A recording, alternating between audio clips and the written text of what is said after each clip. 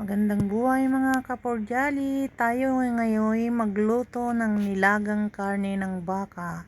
At ayan, iginasa ko na ang bawang at saka sibuyas. At hinalo-halo ko na at isinunod ang ating luya. Ayan, isinunod ko na rin ang pinakuluan kong karne ng baka. At sige, halo-halo lang at ayan, nilagyan ko siya ng konting tubig at isinunod ang aking saging. Saging na binili ko pa sa market ng mga India. Dahil wala tayong saging na saba, kaya ayan na lang ang aking nabili. At ayan, isinunod ko na nga ang ating sayote at carrots. At aking hinalo-halo. At ayan, kumulo na rin siya at inilagay ko na naman ang zucchini at ang ating sitaw. Ayan na guys, masarap yan.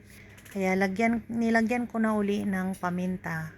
Paminta na pampalasa at ang ating bechin at saka asin. Ayan na guys, halu-haluin na natin at kumulo na nga ang ating nilagang baka. At isusunod na natin ang ating repolyo na masarap na panghalo ng ating. At ayan na guys, sinunod ko na ang aking broccoli. At ang kasunod niyan guys, at hinalo ko uli ay ang aking broccoli upang mabasa ng sabaw ang broccoli. Maluto. At ayan, kumulo na siya at isinunod ko na ang dahon ng sibuyas.